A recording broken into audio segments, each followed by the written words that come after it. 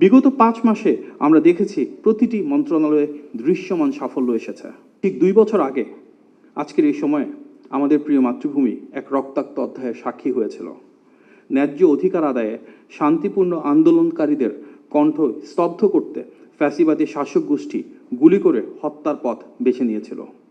রংপুরে আবু সাঈদ, চট্টগ্রামে ওয়াসিম আকরাম, ঢাকায় ফারহানা ফাইয়াজ সহ অসংখ্য নিরপরাধ শিক্ষার্থী ও সাধারণ মানুষের আত্মত্যাগে সে আন্দোলন পরিণত হয়েছিল সকল শ্রেণীর, সকল পেশার, সকল গণতান্ত্রিক রাজনৈতিক দলের এক গণ অভ্যুত্থানে, যার প্রবল জনরোষে ফ্যাসিবাদী শক্তির পতন ঘটে।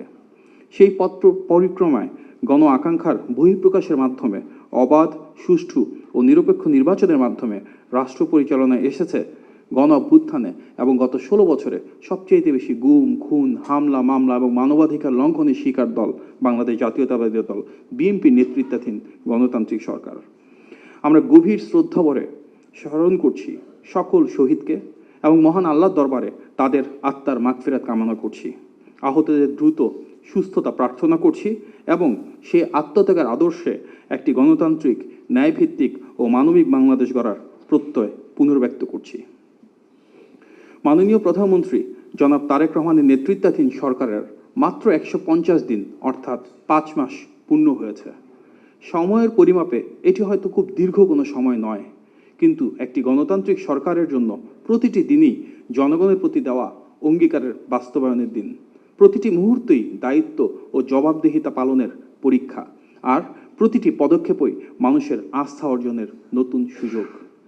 এই অল্প সময়ের মধ্যেই সরকার রাষ্ট্র পরিচালনায় স্বচ্ছতা, সুশাসন, জনকল্যাণ এবং মানুষের প্রত্যাশা পূরণকে সর্বোচ্চ অগ্রাধিকার দিয়ে নিরলসভাবে কাজ করে যাচ্ছে।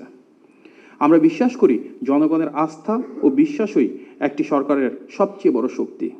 তাই সরকারের প্রতিটি উদ্যোগ, প্রতিটি অর্জন, প্রতিটি সংস্কার এবং প্রতিটি চ্যালেঞ্জ সম্পর্কে জনগণকে অবহিত করাকে আমরা নৈতিক দায়িত্ব হিসেবে দেখি। আমরা চাই জনগণ হোক সরকারের কাজের প্রকৃত মূল্যায়নকারী। তাদের আস্থা, সমর্থন ও গঠনমূলক মতামতেই আগামী দিনের পথ চলায় সরকারের সবচেয়ে বড় প্রেরণা।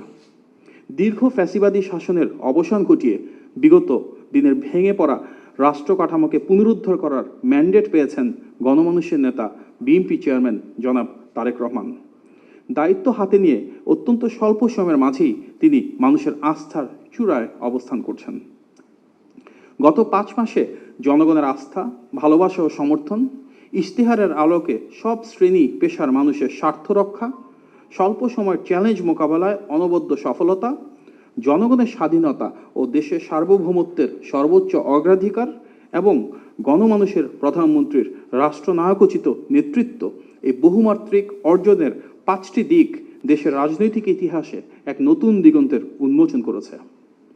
একই সঙ্গে একটি মানবিক, বৈষম্যহীন, নিরাপদ, মেধাভিত্তিক, সমৃদ্ধ ও স্বনির্ভর বাংলাদেশ বিনির্মাণের পথকে সুগম করেছে। জনগণের প্রত্যক্ষ ভোটে নির্বাচিত হয়ে দায়িত্ব গ্রহণের পর সরকার মূলত গণতান্ত্রিক প্রতিষ্ঠানসমূহের পুনর্গঠন এবং অর্থনৈতিক স্থিতিশীলতা বজায় রাখাকে সর্বোচ্চ অগ্রাধিকার দিয়েছে। দ্রব্যমূল্য নিয়ন্ত্রণ, আর্থিক খাতের শৃঙ্খলা পুনরুদ্ধার, পাচারকৃত অর্থ ফেরত আনা এবং বিভিন্ন প্রকল্পের ব্যয় সাশ্রয়ী ও দুর্নীতিমুক্ত পর্যালোচনা নিশ্চিত করে সরকারের সুশাসনের দৃঢ় বার্তা। একই সাথে সাম্প্রতিক বন্যা দুর্গতের পুনর্বাসন, বিপর্যস্ত ও লুণ্ঠিত স্বাস্থ্য ও শিক্ষা খাতের বিভিন্ন ধরনের বিনির্মাণ চলমান রয়েছে।